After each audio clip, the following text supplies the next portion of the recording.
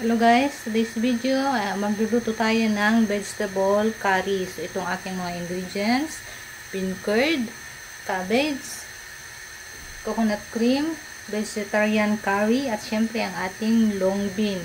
Pwede rin kayong magdagdag ng ladyfinger at saka eggplant. So, ito na guys. Syempre, mag-boil muna tayo ng water. So, ayan guys, kapag kumulo na, ilalagay na natin ang ating vegetarian curry. Ayan guys. Any brand guys ng vegetarian curry. Basta I prefer this one. Kasi subok na talaga. Ayan. At syempre, papakuluan muna ulit natin guys hanggang sa kumulo. Ayan. So, kapag kumulo na guys, ilalagay na natin ang ating long bean. Ayan, i-lower muna natin yung fire.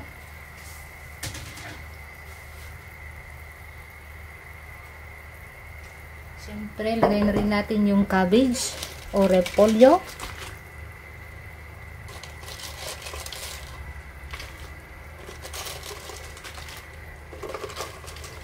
Depende guys kung gaano kadami ang gusto nyong ilagay. So, pwede rin yung maglagay ng brinjal, okra, at any veggie na prefer nyo guys. So, iboboil na natin. So, ayan guys, kapag luto na ang ating, o medyo luto na, half cook, ilalagay na natin ang coconut cream. Ayan guys. Pwede rin yung gata, yung natural na gata. Mas masarap pa yun guys, kaysa dito. Pero kung ano yung available sa inyo guys. Ayan. Siyempre, i-mix natin guys. Hanggang sa maghalo lahat. Ma-mix lahat ang ating coconut cream o gata.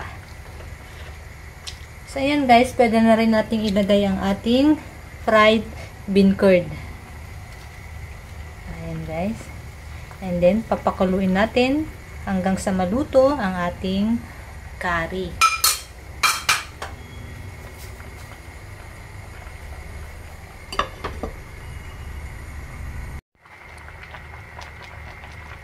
So, ayan guys. Maglalagay na rin tayo ng vegetable stock.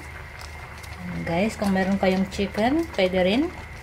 Pampadagdag lang ng lasa guys, pero mas masarap kung vegetable stock ang bilhin nyo.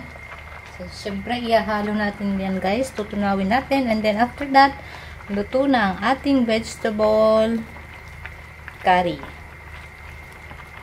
So, if you like this video guys, please subscribe, follow, and hit the notification bell for more updated videos. So, thank you guys for watching.